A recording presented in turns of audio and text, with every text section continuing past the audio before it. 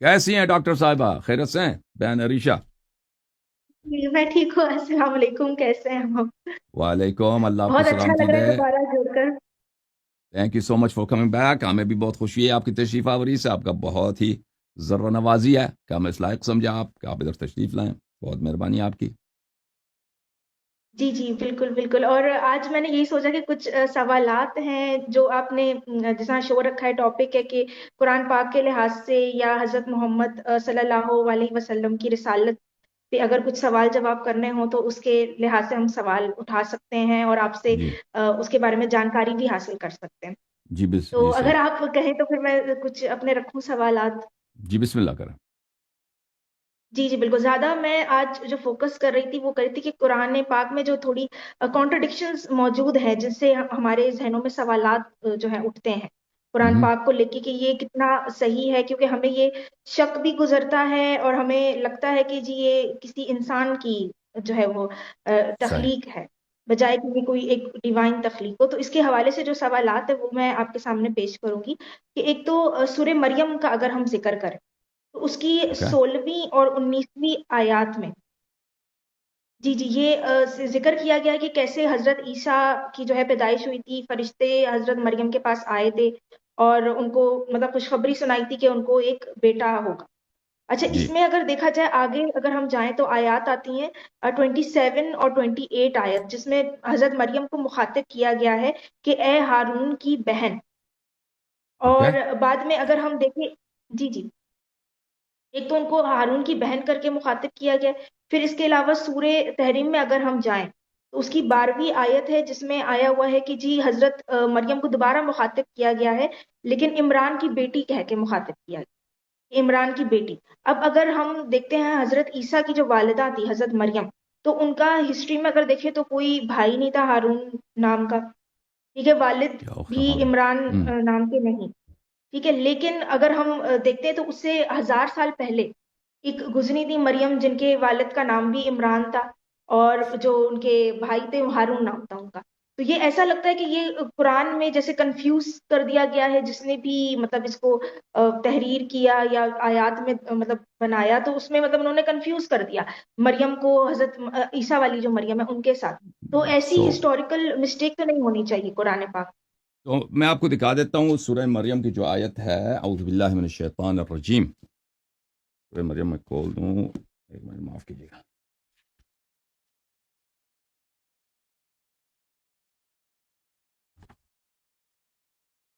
اعوذ باللہ من الشیطان الرجیم۔ جب مریم علیہ السلام، دیکھیں وہ حاملہ ہو گئیں بغیر شوہر کے، تو لازمی بات ہے کہ لوگ یہ سمجھ رہے تھے، بالخصوص ان کے جو دشمن تھے، کہ یہ انہوں نے کوئی غلط کام کیا ہے، تو انہوں نے غلط ناجائز جنسی تعلقات رکھے ہیں کسی مرد سے بغیر شادی کے، یہ حاملہ ہو گئے ہیں اور اب ان کا بچہ بھی پیدا ہو گیا۔ تو اب جب ان کے پیٹ میں حمل کا آثار پیدا ہو گئے تو وہ شرمندگی کی وجہ سے وہ بیچاری چلی گئی، شہر چھوڑ کے دور چلی گئی، وہاں پہ پیدائش ہو گئی بچے کی۔ جب واپس بچے کو لے کے آئی ہیں تو یہودیوں نے ان کو ڈانٹنا شروع کیا۔ ملاحظہ کریں قرآن مجید میں سورہ مریم ہے، آیت نمبر 28 میں کی طرف یہ اشارہ فرما رہی ہیں ہماری بہن، آیت نمبر 28، یہ سورہ کہف ہے،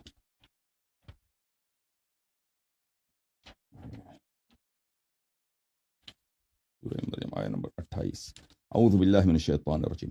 آیت یہ ہے، یا اخت ہارون ما کان ابوکی امرأ سوء وما كانت امکی بغیہ۔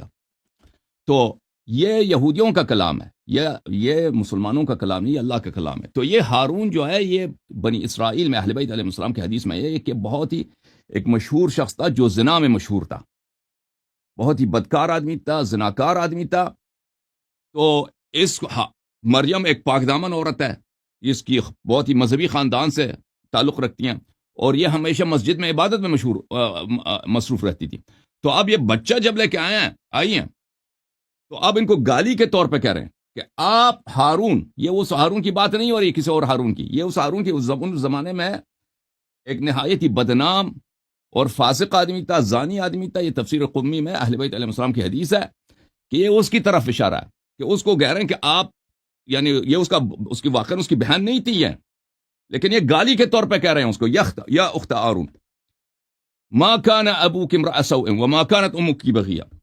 ہارون کی بہن یعنی ایک زناکار بدماش آدمی، شرابی آدمی، اس کی بہن، آپ کا والد صاحب اس طرح تو نہیں، آپ بھی اس طرح، آپ کی والدہ بھی اچھی عورت تھی. یہ گالی کے طور پر ان کو کہا گیا، نہ کہ واقعی ان کی کوئی بہن، ان کا بھائی ہارون تھا.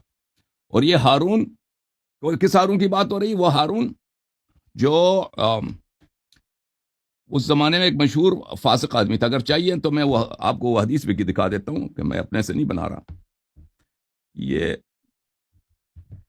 تفسیر قمی میں کھول دوں، ایک منٹ.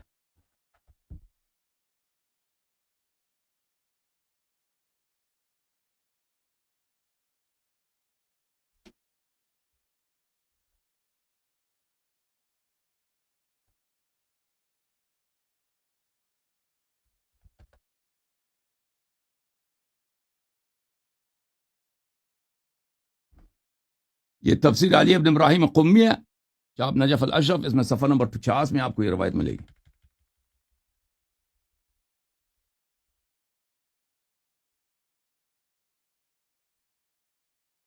یہ سورہ مریم صفحہ نمبر 48، پھر صفحہ نمبر 50 میں جب جائیں گے نا، فقالو یا مریم، انہوں نے کہا یا مریم. اچھا، یا اخت ہارون، اس سے کہا اخت. ومعنى قولهم اخت ہارون ان ہارون كان رجلا فاسقا زانيا فشبهوها به من اين هذا البلاء. ہارون ایک فاسق زانی شخص تھا، اس کو ان سے رشتہ ایسے گالی کے طور پہ ایسے ان کے بہن کہہ دیا، واقعا اس کے بہن نہیں تھی. اچھا، پھر ان کو عمران کی بیٹی کیوں کہہ کے مخاطب کیا؟ اچھا، عمران کی بیٹی، سورہ تحریم، جی میں دیکھتا ہوں. جی 12ویں نمبر آیت ہے.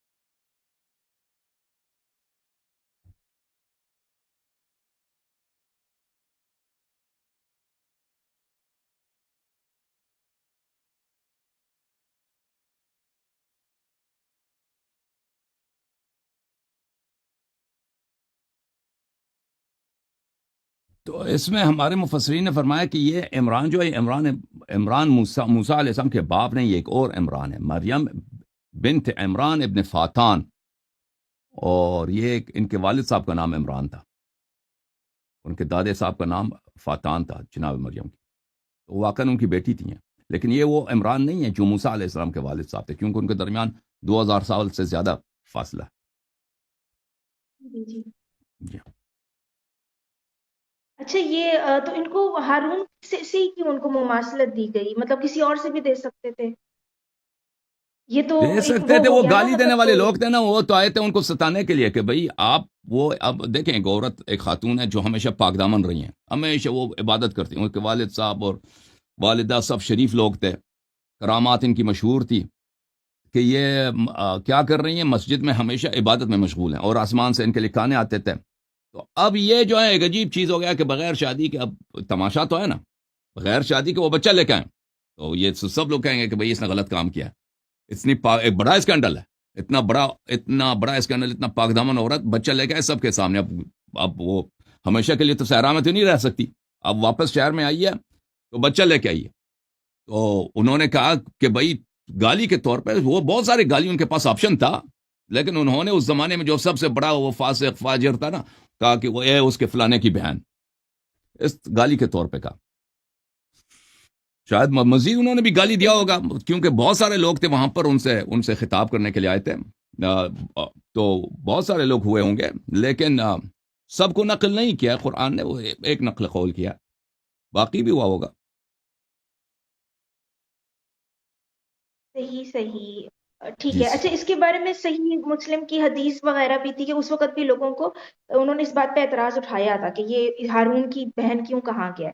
اور جو اس ٹائم پہ ہارون کی جو بہن مریم تھی اس میں اور حضرت عیسیٰ کی جو والدہ تھی ان میں تو فرق تھا 1000 سال کا. ابن کثیر میں بھی آتا ہے کہ حضرت عائشہ سے ایک بار پوچھا گیا تھا نا کہ یہ اس میں ہم، جو ہارون کا ذکر ہو رہا ہے وہ تو موسیٰ کا بھائی مطلب نہیں ہے. تو پھر حضرت عائشہ نے کہا نہیں تم جھوٹ بول رہے ہوگے.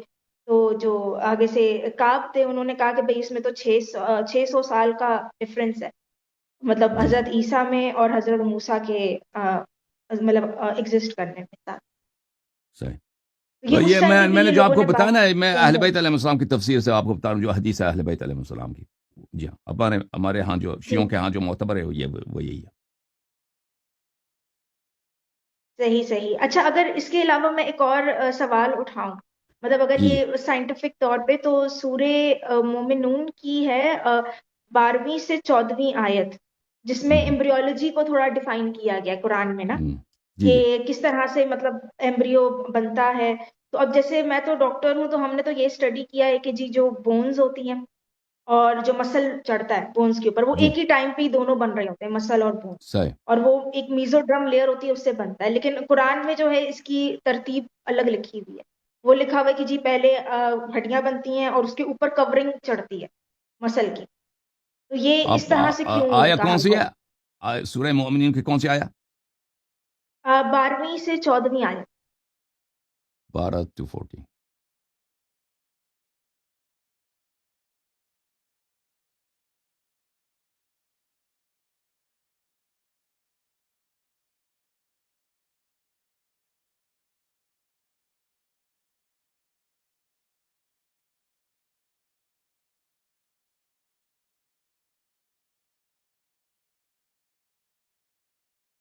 آپ اپنا انڈرسٹینڈنگ بتائیں کہ آیا کیا کہہ رہی ہے، میں بات کروں گا. اچھا یہ یہی کہہ رہی ہے کہ مطلب کہ کس طرح سے بنایا گیا اس میں پورا بتایا گیا ہے کہ کیسے لوتھڑے کو بنایا گیا. پھر جو ہے نا ہم نے مطلب ہڈیاں بنائی اور اس کے اوپر ہم نے کورنگ ڈالی فلیش کی مطلب مسل کی. اب یہ جو بتائی گئی ہے ترتیب یہ اس سے ہٹ کے جو آج کی جو ایمبریولوجی بتاتی ہے آج کی جو سائنس ہے وہ یہ کہتی ہے کہ بھئی دونوں سائملٹینیسلی مطلب ساتھ ساتھ ہی بنتے ہیں. مسل اور بون ایک ہی لیئر سے بننا شروع ہوتے ہیں اس مطلب میں کورنگ مسل نہیں کہاں ہے؟ چڑھتی بون کے اوپر آپ مسل. دیکھیں، میں آپ کو آیت پڑھ کے دکھا دیتا مطلب ہوں. فلیش یہ فلیش جو چڑھتا ہے اوپر گوشت جو چڑھتا ہے. گوشت چڑھتا ہے نا، ہڈیوں پہ گوشت چڑھتا ہے. ٹھیک ہے نا. ہم، ہڈیوں پہ گوشت چڑھتا ہے. تو یہ گوشت کا چڑھانا اس طرح تو میں نہیں سمجھتا کہ قرآن یہ کہہ رہا ہے کہ پہلے صرف ہڈی تک گوشت نہیں تھا. یہ تو نہیں کہہ رہا نا. اگر جب نہیں ہڈی مطلب بننا کورنگ شروع کا ہو گئی ہیں، مطلب تو وہی ہوگا نا. جب ہڈی بننا شروع ہو گئے اس وقت گوشت کم ہے، یعنی ناچیز ہونے کے لائق ہے. پھر یہ جب کچھ اس میں جان آ جاتا ہے اس نطفے میں، ایمبریو میں، تو اس میں پھر گوشت زیادہ آ جاتا ہے. تو اس طرح تو نہیں کہہ رہا کہ اس شروع میں کوئی گوشت نہیں تھا اس میں آپ کو آیا دکھا دیتا ہوں. اعوذ باللہ من الشیطان الرجیم. لیکن کورنگ تبھی چڑھے گی نا جب ایک چیز پہلے سے بن چکی ہے اس کے اوپر ہی کور کیا جائے گا. جیسے ایک ہڈی بن گئی تو اس کے اوپر کورنگ کی جو لفظ استعمال کیا گیا ہے کہ اوپر کورڈ کیا لائک اگر اس کی میں انگلش ٹرانسلیشن بتاؤں تو اس میں آتا ہے کہ وی کورڈ دی بونز ود فلیش یا دین وی ڈیولپڈ ہم انٹو another کریشن. یا مطلب ہم نے ہڈیوں کے اوپر گوشت چڑھا دیا. جی لیکن بالکل. جو آج کی یہ جی جی لیکن اس کا مطلب یہ نہیں ہے کہ پہلے وہ ہڈیاں بالکل وہ نیوڈ تھیں، بالکل وہ برہنہ تھیں، اس پہ کچھ بھی نہیں تھا. اس کا تو یہ تو بالکل نہیں کہہ رہا. ٹھیک ہے، یہ ایک لٹریری ہے جو ایکسپریشن ہے، اور گفتگو میں اس طرح بہت ہوتا ہے کہ آپ گفتگو میں ایگزیکٹ نہیں ہوتے کہ بالکل آپ پرسائز اگر بات کرنا شروع کر دیں نا ہم اور آپ، تو پھر بات کرنا ہی ناممکن ہو جائے گا ایک دوسروں سے. دیکھیں آپ کہتے ہیں بچے میں جان آ گئی، بچے میں جان آ گئی. اب بچہ ہے وہ پہلے بھی جان تھا لیکن اب اس کی صحت بہتر ہوگی، ہم کہتے ہیں بچے میں جان آ گئی ہے. بچہ غذا کھائے گا تو اس میں گوشت آئے گا، بچے میں پہلے بھی گوشت تھا. یہ تو ایکسپریشنز، یہ تو ایک عام چیز ہے، اردو زبان میں بھی استعمال ہوتا ہے. اگر کوئی اس طرح بات کرتا ہے اس کا مطلب یہ نہیں کہ وہ غلط کہہ رہا ہے. تو قرآن جو فرما رہا ہے اعوذ باللہ من الشیطان الرجیم ثم خلقنا النطفة علقة فخلقنا العلقة مضغة فخلقنا المضغة عظاما فكسونا العظام لحما. تو ہم نے عظام کو، ہڈیوں کو مزید گوشت عطا کیا. اس کا مطلب یہ نہیں ہے کہ پہلے اس میں گوشت بالکل کچھ بھی نہیں تھا, کوئی مسلز کچھ بھی نہیں تھا. اس کا میں تو اس آیت سے یہ نہیں سمجھ رہا, اور نہ میں سمجھتا ہوں یہ قرآن یہ کہہ رہا ہے, اور نہ قرآن کریم یہاں پر آپ کو سائنس سکھانے کی کوشش کر رہا ہے. یہ صرف بتا رہا ہے جو سب لوگوں کو پتا ہے کہ بچہ, جو اس زمانے میں بھی لوگوں کو پتا تھا, کیونکہ اس زمانے میں بھی عورتیں جو ہیں ان کو سخت حمل ہوتی تھیں مختلف مراحل میں. تو سخت حمل یہ ہوتا تھا کہ کوئی مثلا 1 مہینے میں سخت حمل ہو گیا, کوئی 2 مہینے میں, 3 مہینے میں, 4 مہینے میں, 6 مہینے میں. تو لوگوں کو اندازہ تھا مختلف مراحل کے کہ حمل کے مختلف مراحل میں کس طرح بچہ کس حالت میں ماں کے پیٹ میں پیدا ہوتا ہے. تو بات یہاں پر ہے کہ کیا اللہ تعالیٰ نے جو یہ خلق کیا ہے یہ دوبارہ خلق کر سکتا ہے؟ نہیں کر سکتا. میعاد یوم قیامت درست ہے یا نہیں ہے؟ تو وہ یہ فرما رہا ہے کہ آپ کو جب ایک دفعہ خلق کیا ہے, جو آپ کو پتا ہے کہ اس طرح آپ کی خلق ہوتی ہے, یہ مختلف ایجز کے لوگوں کو, یہ نہ کہ ایمبریولوجی سکھانے کے لیے ہے, وہ ایمبریولوجی جو لوگوں کو اس زمانے میں پتا تھا, اسی جو ان لوگوں کو پتا ہے اسی کے روح سے ان کو یہ بتانے کی کوشش کر رہا ہے کہ دیکھو تمہاری خلقت جو ہے ایک بہت مشکل چیز ہے, تم بہت مختلف مراحل سے گزر چکے ہو, جو اب اس صورت میں ایک انسان کی صورت میں چلتے پھرتے نظر آ رہے ہو. تم بہت ہی نازک مراحل سے گزر چکے ہو. اب تم دوبارہ اگر تم مٹی بن جاؤ مرنے کے بعد, تو کیا ہم تمہیں دوبارہ زندہ کر سکتے ہیں؟ جی بالکل زندہ کر سکتے ہیں, پہلے بھی کر چکے ہیں, دوبارہ بھی کر لیں گے.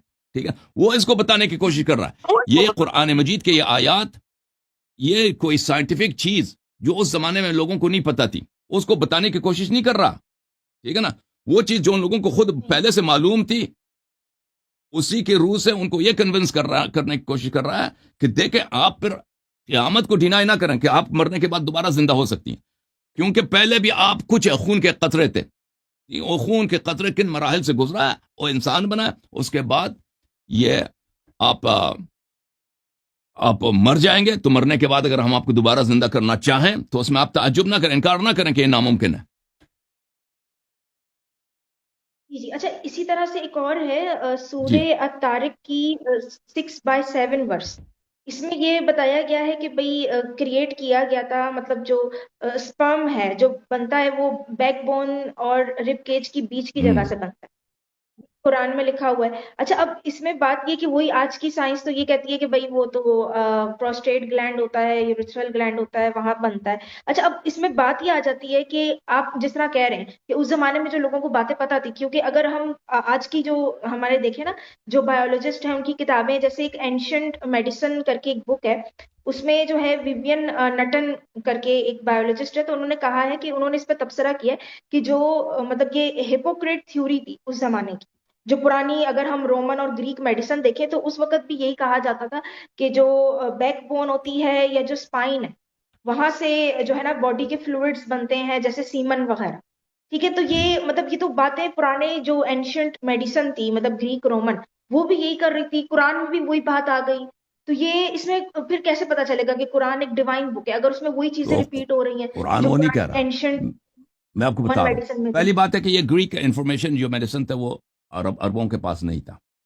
ٹھیک ہے نا, پورے عرب میں کوئی ایسا شخص نہیں تھا جس کے پاس کوئی ایک ہی بھی کتاب ہو, سوائے جوئش پیپل کے اور کرسچن, ان کے پاس کتاب تھا, باقی عربوں کے پاس ایک کتاب بھی نہیں تھا. لکھنا پڑھنا بھی بہت کم لوگوں کو آتا تھا. تو یہ کہ ان کو, اگر آپ سمجھتے ہیں کہ ان کو ایسی میڈیسن کی کتابیں وہ گریک میڈیسن کے پاس تھی, تو یہ ہسٹری میں اس کا کوئی ریکارڈ نہیں ہے. اچھا, پھر میں آپ کی خدمت میں اس آیت کو سمجھنے کے لیے میں آپ کی خدمت میں عرض کرتا ہوں کہ یہاں عام طور پہ اس میں یہاں پہ ٹرانسلیشن میں ایک ایرر ہوتی ہے, ایک مسٹیک ہوتی ہے. وہ آپ یاد رکھیں کہ جس گرامر میں جس چیز کو انگلش میں پروناؤن کہتے ہیں, عربی میں, اردو میں اس کو ضمیر کہتے ہیں. جس میں کہتا ہوں میں, آپ, یہ, وہ, اٹ, ہی, شی, تو عربی زبان میں اٹ ان ہی کے لیے ایک ہی لفظ ہے. اٹ ان ہی جو اینیمیٹ ہے اور ان اینیمیٹ ہے اس کے لیے ایک ہی پروناؤن ہے, دو پروناؤن نہیں ہے. یہ پہلی بات ہے. اور بہت دفعہ ہوتا ہے کہ افعال میں پروناؤن, یعنی اس کو دوبارہ پروناؤن کو ریپیٹ کرنے کی ضرورت نہیں ہوتی. جیسے انگلش میں ہم کہتے ہیں نا, ہی ڈرنکس, ہی ڈرنکس.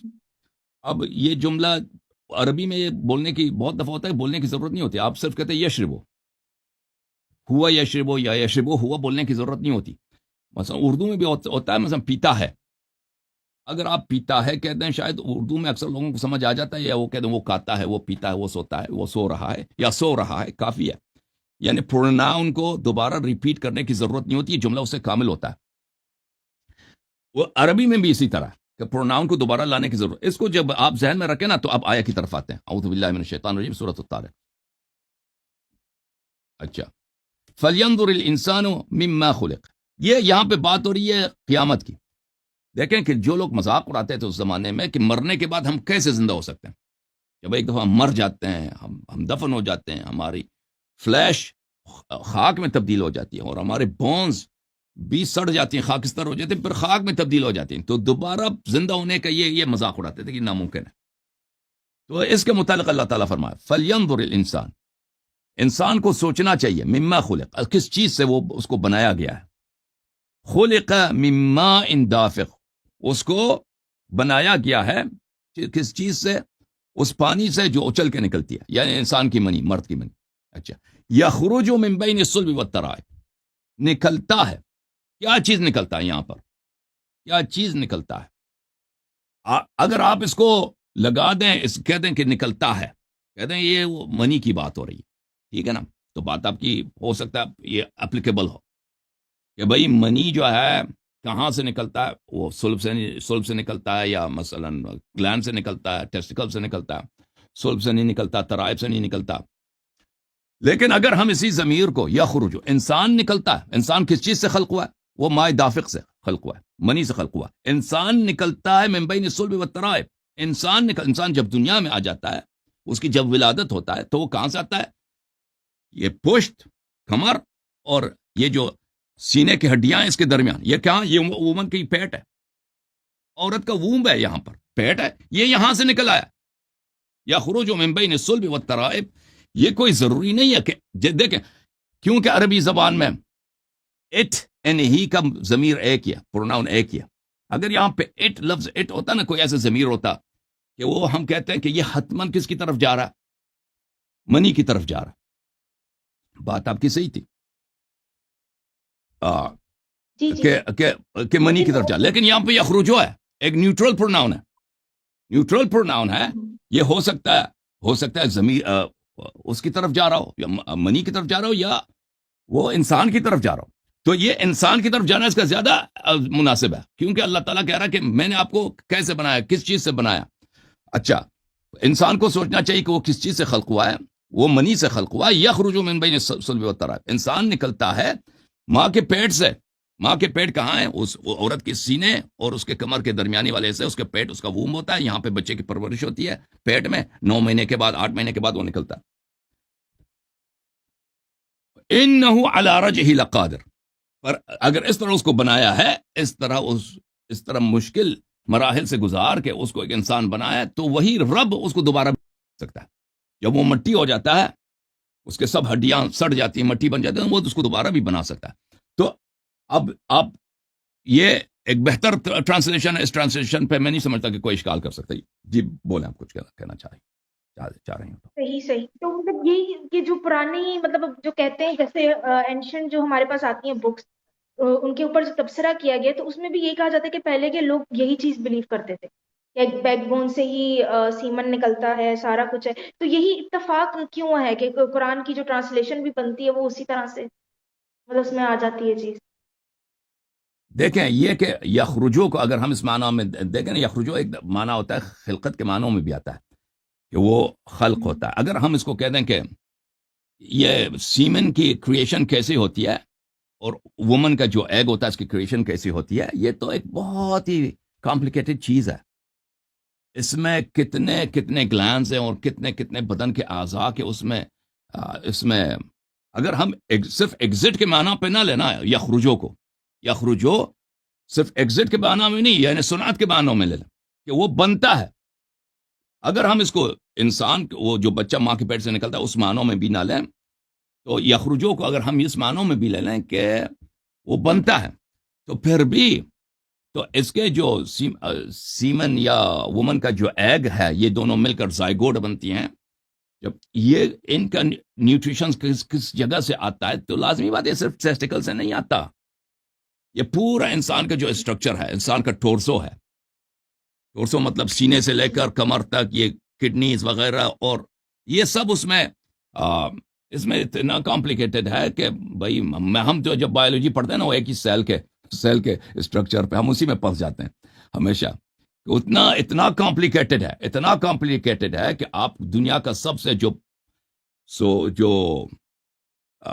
एडवांस्ड गाड़ी है, मसलन टेस्ला है, या जो आपके इलेक्ट्रॉनिक कार्स हैं, वो उसके एक सेल के मुकाबले में कुछ भी नहीं है। एक जो ह्यूमन सेल है, एक या नॉन ह्यूमन सेल, एक बैक्टीरिया के, ये डॉक्टर साहब बेहतर जानती हैं हमसे, वो इतना कॉम्प्लेक्स है। तो ये जो जाइगोट इंसान का बनता है, एम्ब्रियो बनता है, ठीक है ना, या खुरुजु मिन बैनि सुल्ब व तरैब, ये हर जगह से उसको ये न्यूट्रिशंस आते हैं, उसमें वो एक पूरा सिस्टम है जो उसको ऐड करती है इसके बनने के लिए। या खुरुजो को हम इस मानों में लेते हैं, बनने के मान। अब ये आप कहते हैं कि ना कि पुराने जमाने के लोग भी यही सोचते थे, कुरान भी यही कह रहा, तो हम इसको नहीं मानते कि कुरान भी वही कह रहा है जो पुराने जमाने के लोग कह रहे थे, ठीक है ना। मुसलमानों के जहन में ये बात था, ये जो कुरान कह रहा है, मुसलमानों के जहन में ये था, अक्सर मुफस्सिरीन के जहन में, कि यखरुजु मिन बैनि सुल्ब व तरैब, कि अगर कुरान कह रहा है कि मनी जो है इंसान के पुश्त से और उसके छाती के दरमियान से निकल रहा है, तो उन्होंने समझा कि ये उसी को कह रहा है, हालांकि कुरान एक्सप्लिसिटली उसको नहीं कह रहा। कुरान की इसी आयत को बहुत वजूह के साथ आप इस तरह तफसीर कर सकते हैं कि बच्चा जब पैदा हो जाता है तो वो सुल्ब और तराइब के दरमियान से, कमर और सीने के दरमियान वाले हिस्से से, यानी इस वुमन का जो वूम होता है, उस मैदान से, उस इलाके से, उन ऑर्गन से वो बाहर निकलता है, दुनिया में उसकी पैदाइश होती है। जी सिस्टर। जी जी जी।